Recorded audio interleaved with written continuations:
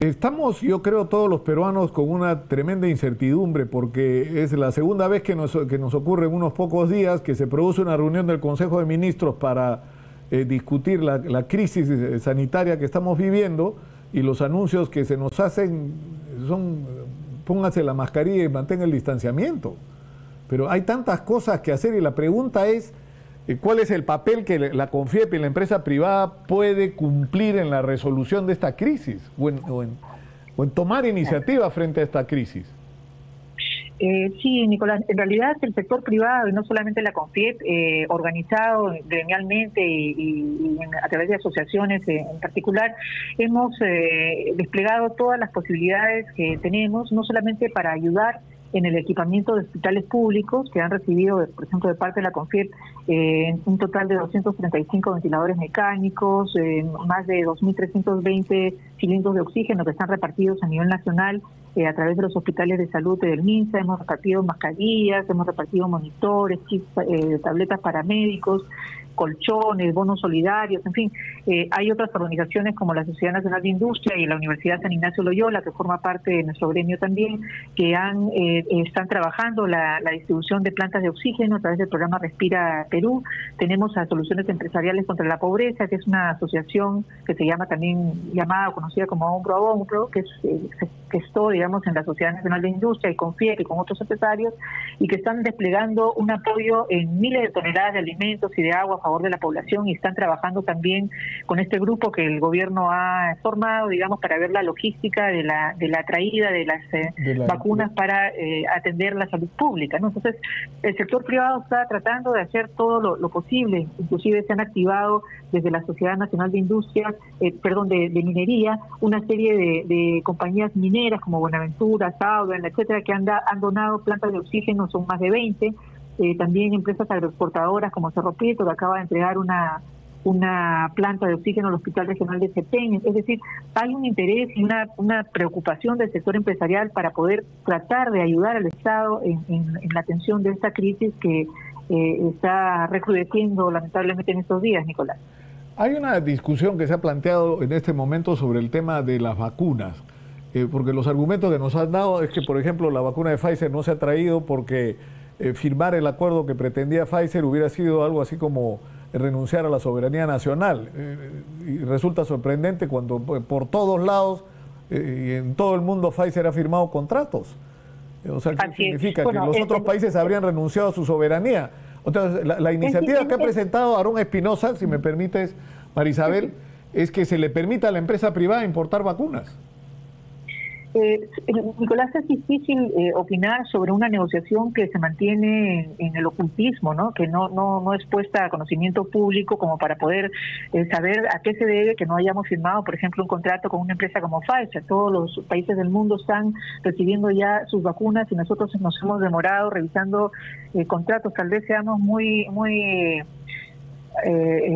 aptos para ver toda la parte legal que los otros países no han visto definitivamente, pero lo que hemos perdido es la oportunidad y nos han puesto a la cola de atención. Entonces, es difícil opinar sobre temas que no son puestos de manera transparente a la opinión pública, ¿no? Lo que tenemos ahora son estas vacunas chinas de Sinopharm que se anuncian, tienen un 50% de eficacia, y eso es preocupante también. Claro, es mejor tener un 50% de protección a no tenerla, pero sí preocupa esta situación, como bien mencionas, en la que otros países se adelantan en la atención de su población y nosotros quedamos rezagados para variar, ¿no? Ahora, pero esta propuesta en concreto, o sea, porque lo que ha propuesto Aarón Espinosa de Podemos Perú, están recogiendo firmas, entiendo que se va a entregar esta tarde, es un proyecto de ley según el cual, dada la crisis sanitaria generada por el coronavirus, se autorizaría a las empresas privadas a importar vacunas y de cada 2 vacunas, una sería entregada al Estado para que sea aplicada de manera gratuita. De manera que, o sea, eso es el sentido de la propuesta de Aarón Espinosa, que lo dice con la firmeza y con la confianza de que es posible. ¿Es posible que si las empresas salen a comprar vacunas, las puedan conseguir?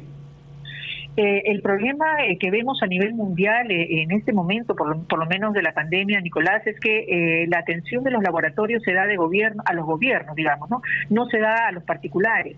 Y el problema principal que podríamos tener, y lo digo haciendo una comparación evidentemente con una escala menor, pero ha sido como cuando nosotros tratamos de comprar los ventiladores mecánicos en la época más álgida, en marzo, para donar a favor de los hospitales públicos, nos encontramos con que las empresas, las fábricas no nos atendían, nos ponían a la cola porque habían pedidos de gobierno que priorizaban ellos sobre lo de los privados. Entonces me temo que puede ser algo similar. Lo mismo pasó con las pruebas, ¿no? Cuando se trajeron pruebas rápidas o moleculares, siempre hay esta restricción, pero además hay el celo del sector público de permitir que el sector privado pueda entrar también a tallar, ¿no? Las pruebas moleculares finalmente han sido trabajadas también ahora en los laboratorios privados, y esto permite desconcentrar todo el trabajo que venía haciéndose en el sector público.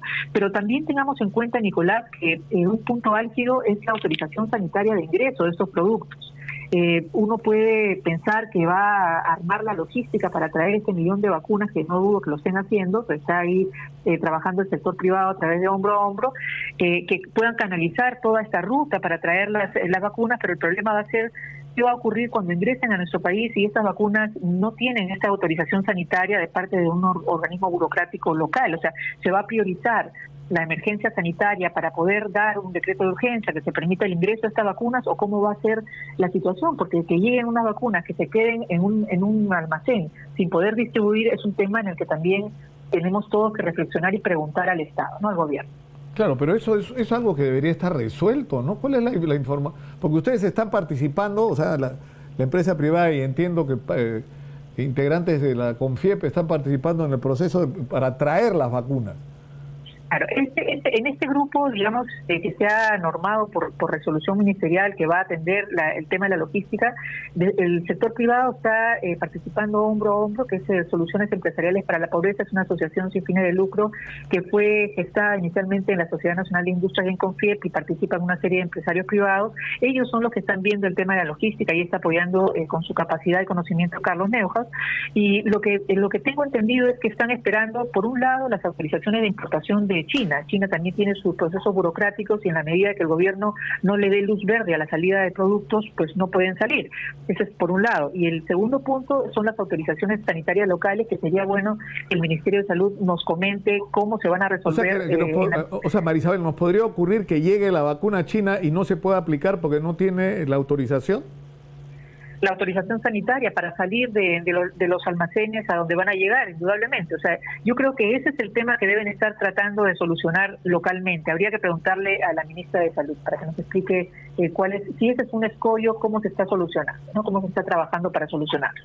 Ahora, la percepción que por lo menos yo he tenido, y aclárame si estoy equivocado, es que se ha podido hacer muchísimo más de lo que se ha hecho en muchos sentidos. Por ejemplo, lo de las plantas de oxígeno. Estamos hoy enfrentando nuevamente una crisis de abastecimiento de oxígeno.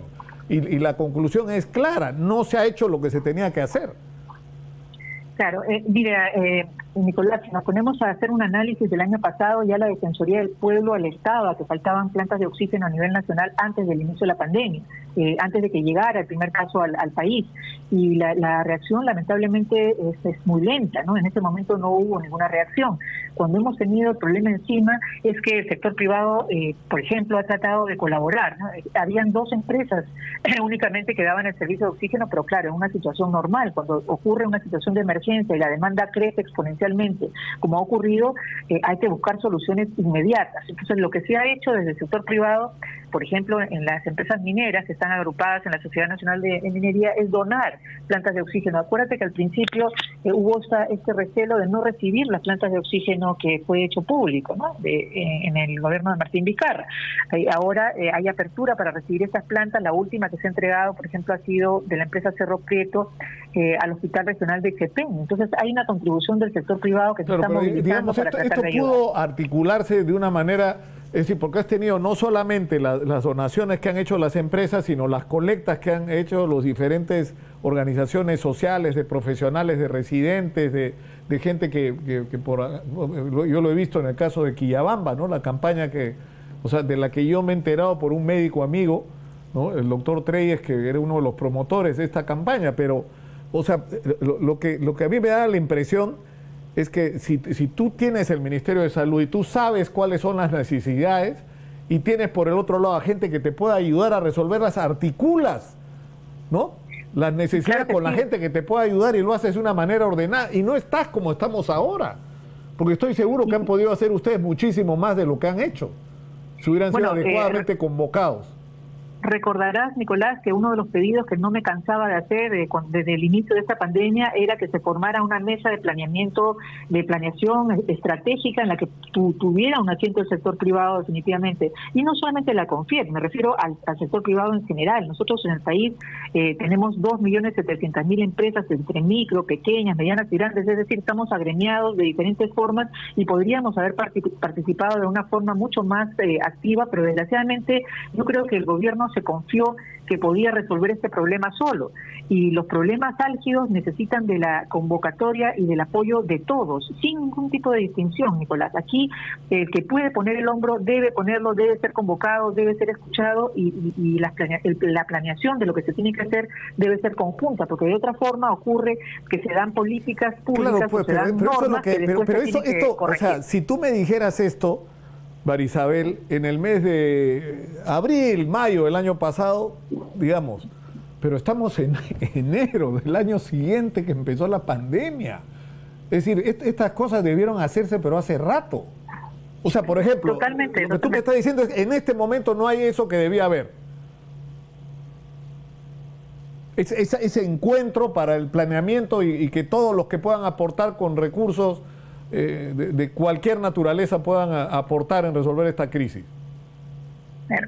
Y otra cosa que hay que tener en cuenta, Nicolás, es que no solamente es un tema de infraestructura. Si nosotros pensamos al inicio de la pandemia habían 100 camas hospitalarias, 100 camas de UCI, ahora hay 1.700 y todavía no llegamos al pico que hemos tenido en la primera etapa del COVID y ya estamos viendo que se anuncia que no hay camas de UCI, no hay camas hospitalarias, se anuncia que se van a activar 2 nuevas torres en la Villa Panamericana con 1.112 camas adicionales.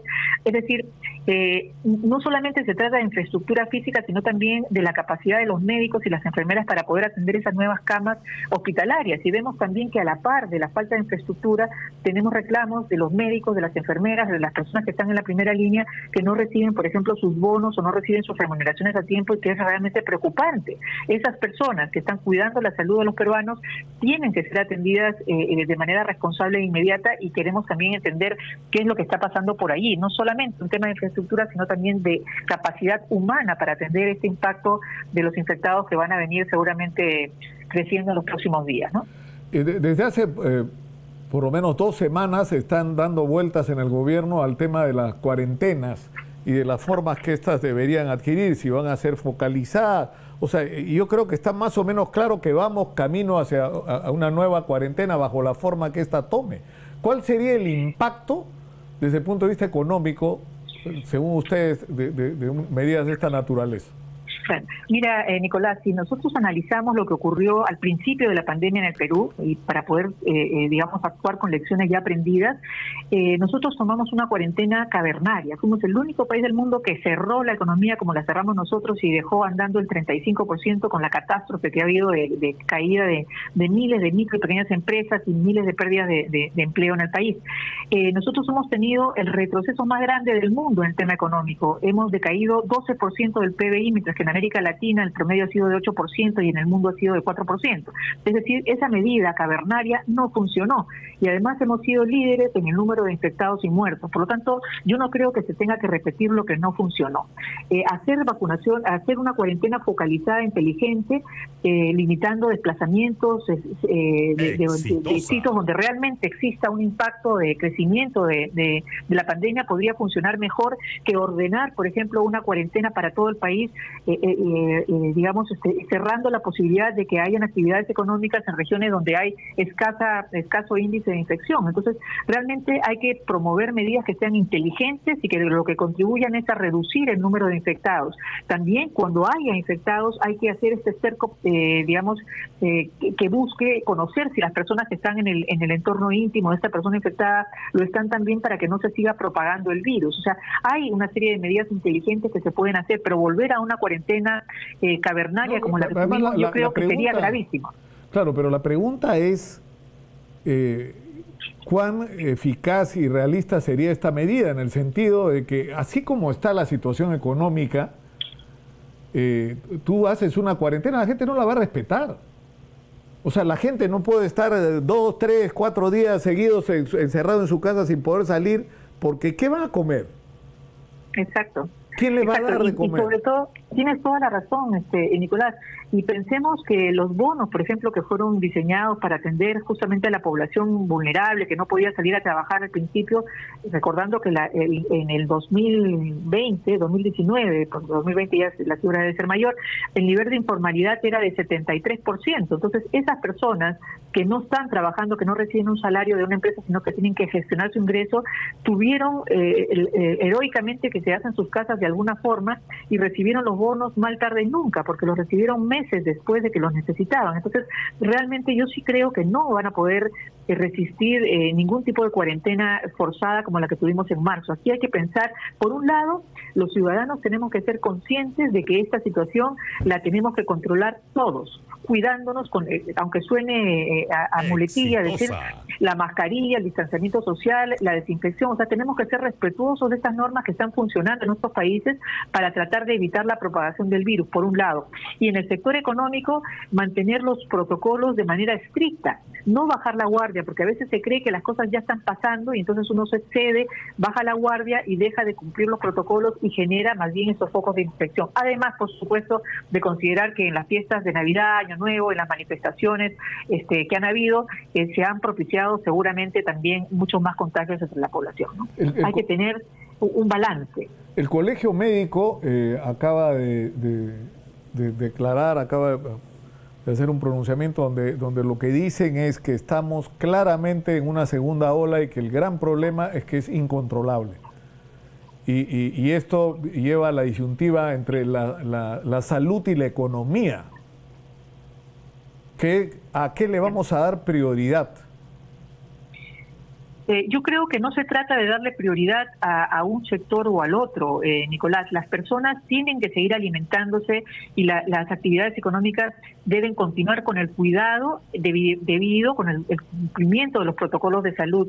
Las personas tienen que cuidarse también, tenemos que encontrar un balance, no se pueden divorciar las cosas. Un impacto de una cuarentena total sería devastador para nuestro país. Nosotros tenemos que tener en cuenta que ya lo ha sido el año pasado, este año se espera tener algún tipo de recuperación. Y no se trata acá de hablar de mercantilismo, de que los empresarios se llenen los bolsillos, se trata de garantizar la estabilidad de los puestos de trabajo de millones de personas que necesitan llevar su sustento al hogar. Así que hay que buscar una fórmula que sea lo suficientemente responsable y equilibrada para continuar con las actividades económicas y cuidar definitivamente la salud de los peruanos.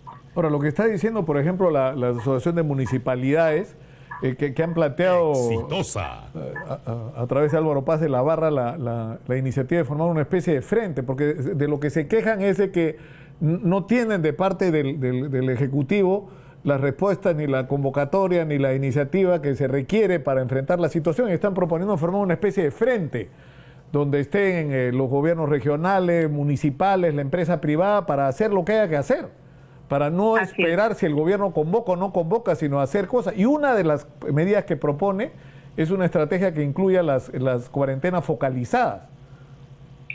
Claro, cuarentenas focalizadas inteligentes que atiendan los sectores donde se tengan que atender, es decir, no una cuarentena universal que ponga en riesgo la estabilidad económica del país, una cuarentena focalizada que mire el desplazamiento de los ciudadanos, digamos, a las actividades que se realizan dentro de ciertas jurisdicciones, y también una participación mayor de las autoridades municipales y regionales a nivel nacional, para que tengan también voz y voto en todas las medidas que se tomen sanitarias, porque el país no es solamente la capital. Estamos hablando de un país que tiene que ser unificado en las medidas que se tomen. Yo creo que lo principal es justamente tener mesas de concertación y de diálogo permanente entre el gobierno central, los gobiernos locales y regionales, para poder establecer una línea de acción que sea uniforme y que sea inteligente a nivel nacional, Nicolás.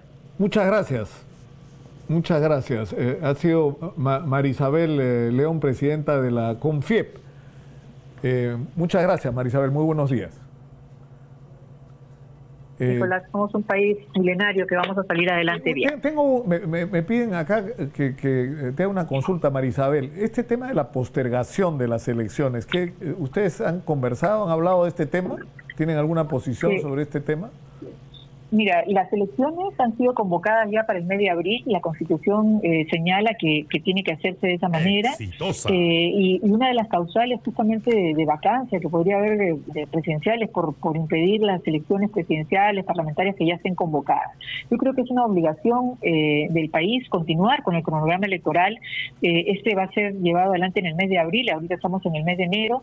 Se podrán tomar todas las medidas sanitarias necesarias. Miremos en otros países donde han habido elecciones de distintos tipos y no ha habido ningún tipo de problema, pero lo último que podemos hacer es continuar con un gobierno que está debilitado, ¿no? Porque definitivamente tiene un corto periodo de actuación, tiene escasas funciones que cumplir hasta la posta nueva en julio, y lo que necesitamos es justamente tener autoridades empoderadas y que puedan mirar hacia el futuro con seguridad y con el voto y el respaldo del voto popular. ¿Y la CONFIEP tiene candidato o no tiene candidato, María Isabel? La CONFIEP no tiene DNI, mi querido Nicolás. La CONFIEP no vota.